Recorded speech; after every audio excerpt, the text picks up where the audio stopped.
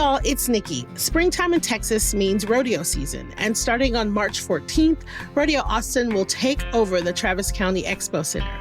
Rodeo Austin is a not-for-profit that provides real experiences and gritty fun. We're talking a pro rodeo, one-of-a-kind concerts, a carnival, and a livestock show. Y'all, there is so much to do, and the best part? It raises millions of dollars for Texas kids. So come be a part of Real Texas Grit. Get your tickets today at rodeoaustin.com. That's rodeoaustin.com. See y'all there. Just off the Texas coast sits a unique beach town marked with salty vibes and sun-soaked memories. Port Aransas is a place where family traditions unfold naturally, and beauty lies both in island views and the unhurried moments between adventures. One visit, and you'll see why generations of Texans have anchored their traditions to the island life. Start your new favorite family tradition in Port Aransas, Texas. Go to visitportaransas.com and plan your visit to Austin's beach.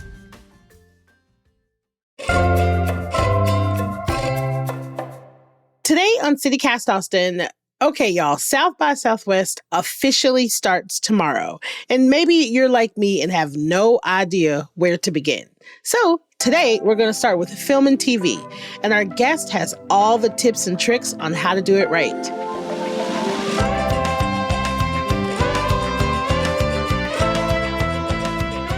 It's Thursday, March 6th. I'm Nikki Devon, and this is what Austin's talking about.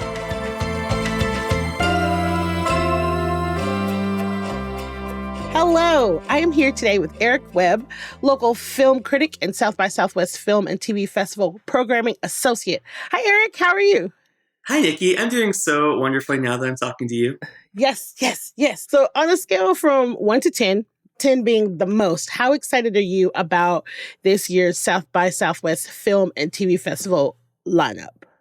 Oh, absolutely 10, 100%. Yeah, it's going to be so fun. The thing I love about South by so much is that you always get such a mix of films. You get your very prominent headliners that are star-studded and exciting, things that you get to see before they come out in theaters. And then you get your new favorite indie films that you probably wouldn't have found if you hadn't been looking at the schedule saying, oh, I have a hole here at noon. Let me go check out this thing at Alamo Drafthouse. I love it so much. So I heard now that you prepare. Like you'll go see things beforehand, right? Is that right? Or am I making that up?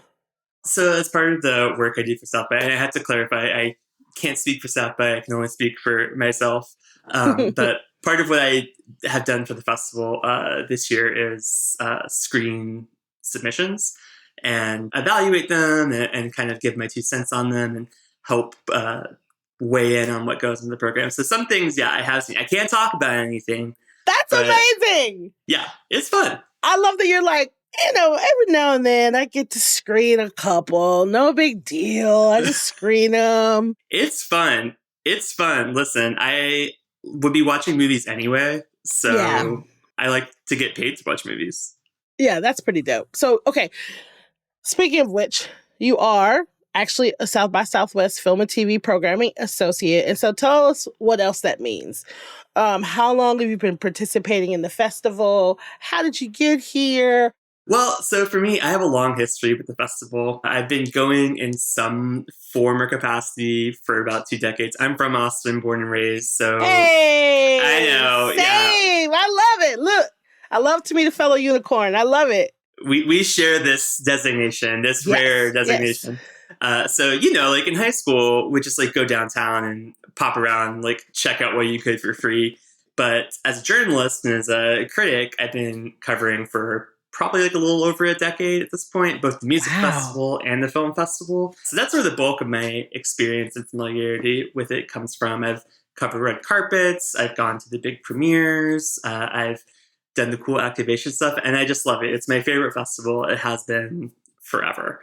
The past year's festival and then this year's festival, I got the opportunity to work with them as an associate programmer. And then during the festival, I moderate Q&As for the screenings. I love it. So The film and TV portion of South by has always been sort of honestly a mystery to me because my brain is typically on the music side of things. How can people participate and see some screenings? Do you have to have a platinum badge? Do you have to have all the bells and whistles? Nikki, I got you. This is not my first rodeo. I have accessed this festival from like every possible point, like from when I was but a wee lad until now. A not so wee lad, I would say. Wee lad. So yeah, there are a few different ways that you can get to go. Of course, there's the Big Daddy Platinum badge, which is sort of like your all access. It gets you primary access to all events of the festival, including screenings. Those go for over $2,000. So, if you don't have that chunk of change lying around, and I don't have that chunk of change lying around, you can also get a film and TV festival badge, which is a little cheaper. It's a little over like $1,300. And that gets you also primary access to the film and TV screenings. But I think for listeners, what they should know about is if you live in an Austin zip code, for about $120 now, and then I think $150 close to the festival, you can get a film and TV wristbands, which is a really great deal. They check your zip code at checkout, so you have to be a local. It gets you secondary access, but honestly, a lot of times, like, that's no big thing. Like, you'll get in to see something. So there is that. And then if you don't even want to mess with all that, you can get individual tickets to some things. Some venues, like the big ones, they sell limited pre-sale tickets, right?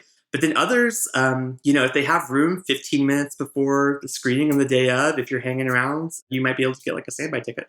Okay, first of all, I have to chastise myself as an Austinite because I had no idea that if you had an Austin zip code that you could get $150 wristband or $120 wristband. I did not know that. Yeah, no, it's a great deal. That's a great deal. Yeah, I think that people should know about that more because I sometimes, I get maybe annoyed is the wrong word, but people love to be a little salty about the festivals in town sometimes. Of course. Yeah, of course. I get it. But I do think it is so cool that these big, cool, huge, like artistic things are happening in our city. And that is a thing that is meant just for locals to get to enjoy that. I love that. And you can get it where you get the rest of the tickets on the site. Mm-hmm. Yep. Say that. Everybody needs to know that. So here's the thing. So when I worked at the old job that I had, I used to get badges for free. And it was twofold. It was like, holy crap, I have a platinum badge, and I would have like executive dysfunction where I just would be standing in the middle of the street and not knowing which way to go to. It's like having the key to the castle and not having any idea which castle I want to go into. So there's that part of it. And then there's also the part of it that's just like, I have it, but none of my friends have it. Mm-hmm. What I prefer, and this is going to sound crazy, but years ago, I would just volunteer. I would sign up for volunteer shifts, and then I would get, the corresponding badge based on how many hours I did or whatever. And me and my sister and my friends did that for years. We did that for years. And again, but that was always for music stuff. So are there volunteer opportunities for the TV and film stuff too? Does it work the same way? Yeah, absolutely. As far as I know, it works in a similar way. I'm not sure the exact specifics of, what you get, but South by Southwest as a festival, like the volunteers make that baby run. So any film screening you go to, there's a hardworking crew of volunteers there, and they get to check out films when they're not, on the clock, doing the job. It's actually not a bad gig. I mean, like, I'm too old to be on my feet that long now, but like back then, a couple of days and then you get to see everything. So yeah, I feel like South by's volunteer, game is pretty good. Yeah, and to what you're saying, lots of the festivals in town like have things like that. I used to volunteer for AGLIF, the LGBTQ film festival. Yes, I love did AGLIF. That for a few years. Yeah, it was great. And like I was, the way film festivals work is like it's really busy the first like couple days, and then a lot of people fly home, after the first weekend, and then it gets a little more chill. So when I was doing that volunteer work, yeah, I was a little busy the first couple days, but then, after that, pop into a theater here and there. I love that. I love that. Yeah, wait till the craziness dies down a little bit. That's my jam for sure.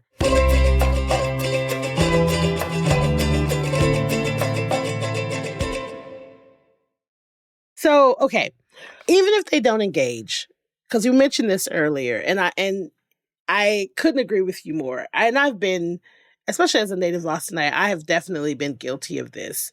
Like, even sometimes I'm just like, you know what? I am not going this year. Screw this. This is ruining my city. I'm not going to go to South by. You know what I mean? Like, I get my harumph on real easy. So even if they don't engage, why do you think Austinites should care about South by Southwest film and TV? Like, what kind of significance does it have in the industry overall? Oh, I mean, it is one of the major film and TV festivals that in the world, I would say. And that is why it is so cool that it is happening in our backyard. Not even in our backyard. It's happening like in our living room. You know, it's happening. It's happening in the parlor, in the sitting room. But there's so many cool major things. I mean, just to drop one of my favorite South by memories of all time. Listen, please. Yes, I need to hear it. When Everything Everywhere All at Once screened South by Southwest world premiere in 2022, it was so fun. Michelle Yeoh was here. I got to do the red carpet. My mother, my aunt, my sister, the legend, the icon, the star. She was here. The film was amazing. It played the Paramount Theater. Everyone was having such a good time. There is nothing like a film festival audience. Sometimes, like, it might even inflate how you feel about a movie because everyone's having such a good time and the energy is so great. Yeah, and just plays super well. But that movie, you just knew it was something special when you saw it. And I walked away thinking, wow, that movie has changed my life. And then it just became this phenomenon and it went on to just sweep the Oscars. So how cool is it that a film that absolutely historically swept the Oscars, it won Best Picture, Best Director, Best Actress, Best Supporting Actress, Best Supporting Actor, some other things I know. And it premiered. Its world premiere was at the Paramount Theater in Austin, Texas. Crazy. Like, it just goes to show what a festival like South by Southwest can kind of bring for Austin. And I mean, not that, you know, people are sitting around reading the history books about that kind of stuff right now, but who knows? In 100 years, maybe someone will be like, hey, listen, it's a big deal. It's a big deal. It's a big deal. Yeah. It puts Austin on the map in a way that I think is really special because we're known for music. We're always touting about how great we are. You know, we got the music situation locked down. It's nice to know that, you know, we have some big stuff coming through for TV and film as well. Like I think it's a big deal too.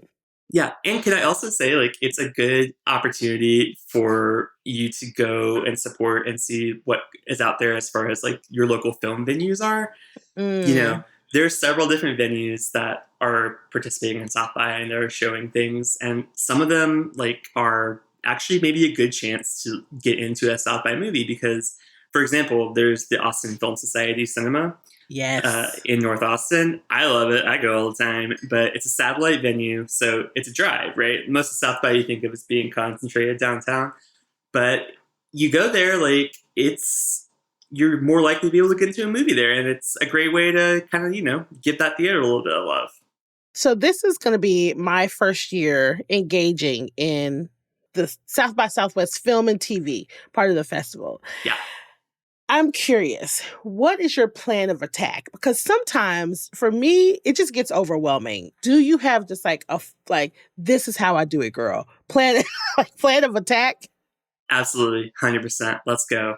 So I think the first thing is you want to decide which of the headliners you want to try to see. Most of those, you know, those are the ones that premiere at the Paramount. They have the star-studded red carpets. Red carpets aren't open to the public, but a lot of times the talent that's there, you know, they'll be at the screening and they'll be doing a Q&A after. So this year, just a few of the big name films that maybe you might want to be aware of.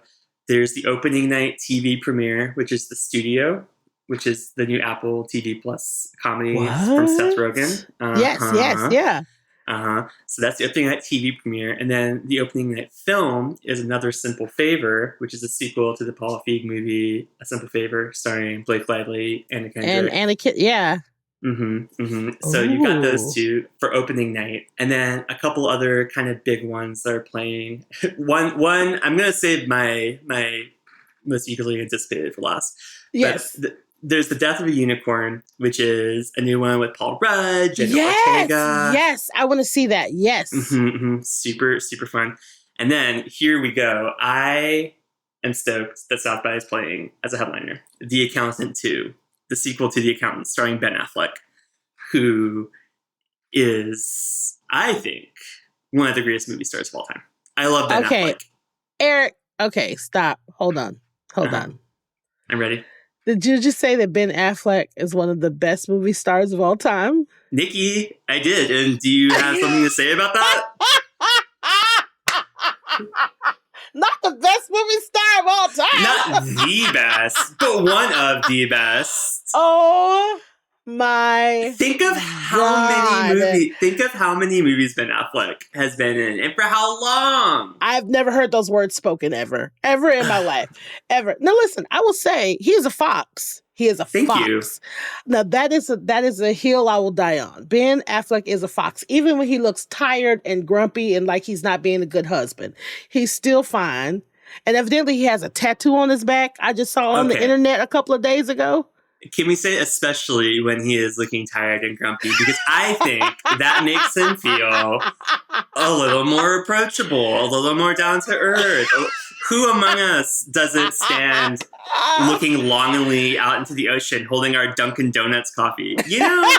And the back tattoo, hey, listen, we all get tattoos we wish we hadn't gotten sometimes. Sometimes it's like a full back tattoo of a phoenix.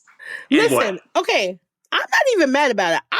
If we're being super, super honest, I don't know.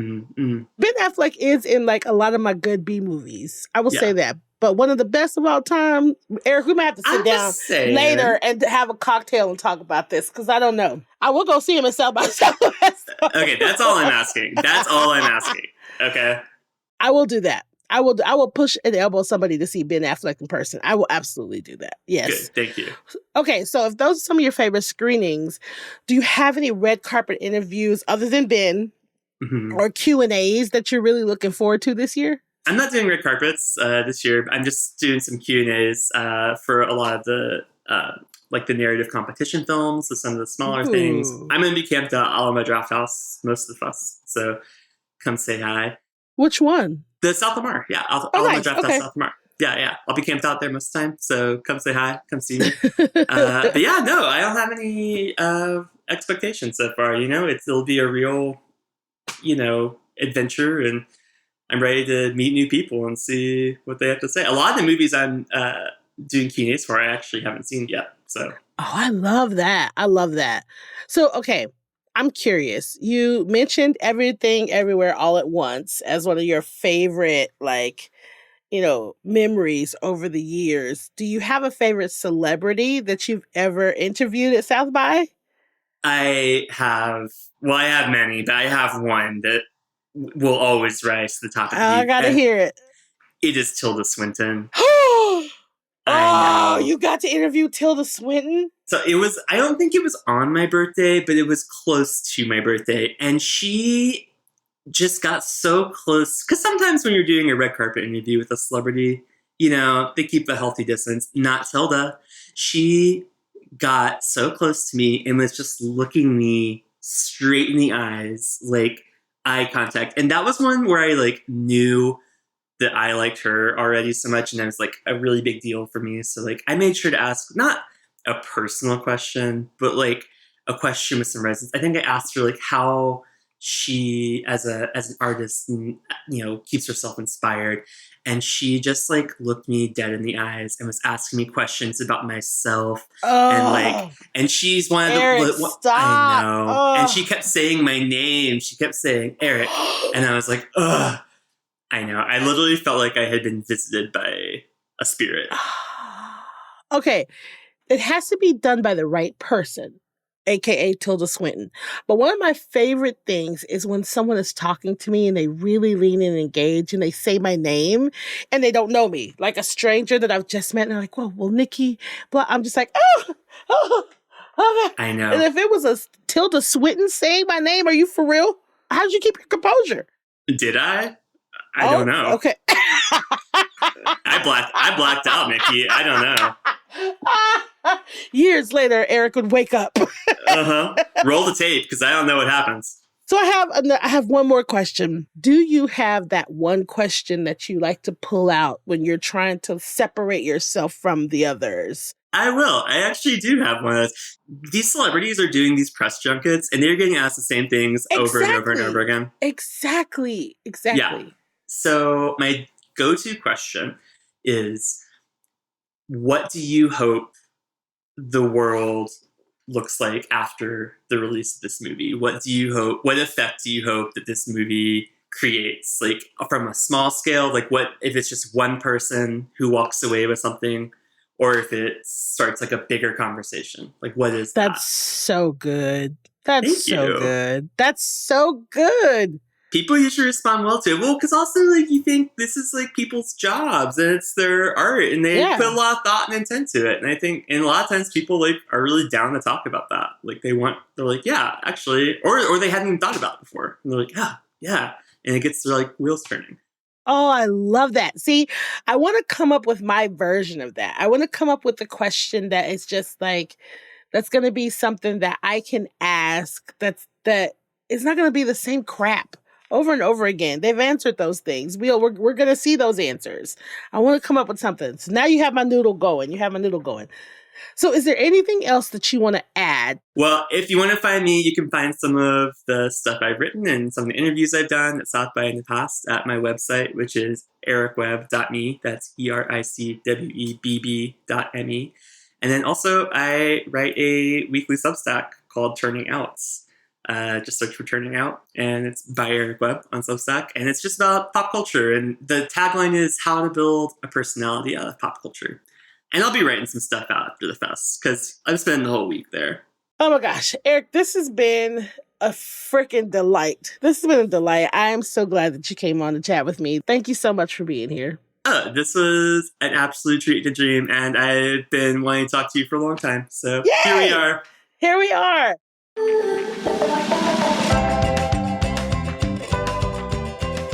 That's all for today here on CityCast Austin. You can find links to Eric's work and social media in our show notes. If you enjoyed the show, why not tell a friend, rate the show, leave us a review, and subscribe to our Hey Austin newsletter. We'll be back tomorrow morning with more news from around the city. Bye, y'all.